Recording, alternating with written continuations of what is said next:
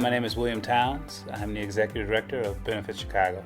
We are an impact investment fund, place-based here in Chicago, and we make investments in social enterprises.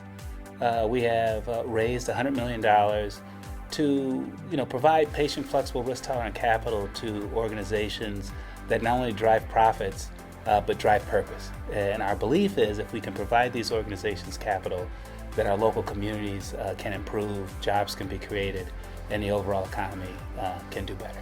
The biggest challenges we've experienced is just, creating something new and really sort of this space of impact investing and in the approach that we're taking, really sort of putting it on the map here in Chicago, I think was an incredible challenge. Because of our partners, the Chicago Community Trust and MacArthur Foundation, many individuals thought this was a program for grants. And so really being clear sort of on our communication, really sort of talking with the individual organizations and letting them know exactly what our mission is, what our investment thesis is, and really sort of getting them to understand, I think was a tremendous challenge. The way we overcame that really is just being patient, really getting out and talking with community members, potential investors, investees, and really sort of explaining to the businesses not only what our opportunity is to invest in them and how we can help their business, but more so talking to businesses and organizations that we denied and really sort of being clear with them on why we weren't making the investment. Entrepreneurs are a very particular and passionate group that really, for many of them, for a number of years have been working on their business strategy. And sometimes when they finally hear about, wow, there's $100 million in Chicago that's looking to invest in the exact same thing that I'm interested in, telling them no or them hearing no sometimes creates some tension. And so taking the patience and time to really sort of explain to them that perhaps we're not the best investment vehicle, and then providing them some other type of assistance or help to help them continue their mission and dream of starting their business. So we changed our management and approach from the lessons that we've learned really in the opening few months of our organization sort of launching. One, being more clear and more clearly defining what our mission and strategy is. When you come out and announce that we are patient, flexible, and risk tolerant, each individual takes sort of their own notion of what flexible is or what risk tolerant is, and sort of really putting, I think, some meat and structure around what do we mean by patient, what do we mean by risk tolerant, what do we mean by flexible, and really sort of shaping that up.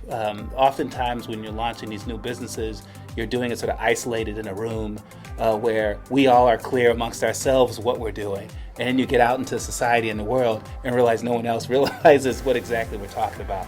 And so being really clear, redefining the terms, and then I think also adjusting as we're hearing from the public, as we're sort of seeing comments that they're making, as we're seeing adjustments, not pushing them off and say they don't understand, but incorporating their comments and feedback into the strategies and publications and communications that we're doing.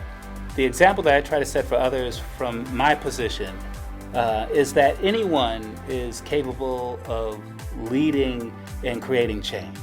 That it doesn't necessarily have to come from the top, me being the executive director and sort of leading the initiative, but that we all have something that we can contribute to our city and to society in order to make change. I don't have a particular strength and background in finance and other things, but I've always been curious. I've always been volunteering for positions and those sorts of things. And I think if you're dedicated and focused on what you're doing, anything is possible.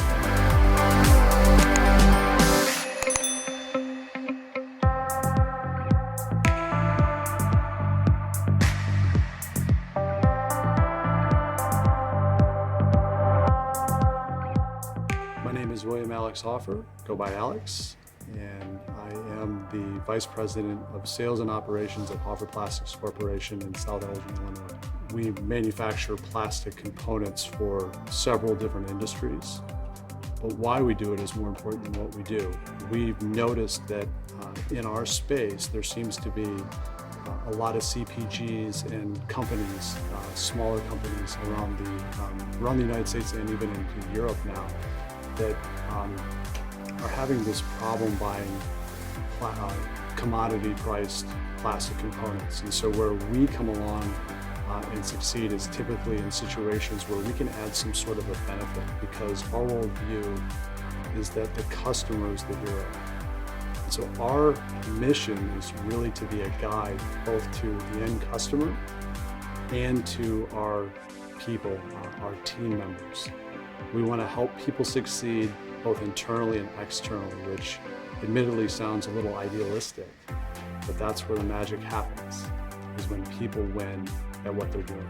There are several challenges that I anticipate, not just this year, but also into the future. The first one being uncertainty. I think we're seeing it with the markets both today and recently. You know, 1 minute they're up, the next minute they're down. And for us in the manufacturing space, there's a serious concern around tariffs because we procure goods from overseas, injection molds that could cost more. And then just any sort of negative economic news can get any business owner shaking in their boots per se. And so what we want to do is regularly be communicating with our customers, talking about how to help them invest for the future, especially going into Q4. We're in budget season, so I'm flying out to San Francisco next week to talk with a brand owner, and they're a little hesitant investing in a new product line. And so one of the ideas that we have is coming alongside them and also investing with them. And I think that could be a way forward in an uncertain economy, sharing the risk with our customers. So that's something that is a challenge for us that I think is overcomable. Another challenge, both this year, and I don't see it changing anytime soon, is around recruitment of new people. We have historically low unemployment in the state of Illinois, which is a fantastic thing. It also means that manufacturers like ourselves, are looking for people, and it's continually getting harder to find those people. Younger people, studies show, aren't exactly thrilled to get into manufacturing right now. And so what we're doing is striking up relationships at community colleges, networking at schools, and really re-educating younger kids on what a career in manufacturing could look like. A career where the entry-level wage is at historic highs, where we can give full benefits, health care, the matching 401k. And then also, they don't need any experience when they come in. We have an apprentice program, whether it's for our tool room, whether it's an engineering program, whether it's somebody who wants to get into sales and work alongside the team that I happen to lead. We believe at Hoffer Plastics that we need to be on that end of developing those people, and then making sure that we retain them as well by treating them like part of our family, because that's our first core value. Leveraging the opinions, ideas of our executive team, I think, is the job of leadership. And so one of the things that we've done is we've created this rhythm where we're having not only strategic meetings quarterly, but we're having a weekly tactical meeting. Got the idea from the author Patrick Lencioni. I believe that getting everybody to a table and talking about issues and talking about ideas is absolutely critical, because people, first of all, have to be heard. Second of all, they could have better ideas. I mean, ideas can come from anywhere in the organization. It doesn't even have to be the executive team, which is almost why I resisted answering this question, because it presupposes that those at the top are smarter than everybody else, which I just don't believe. It's just a different job responsibility.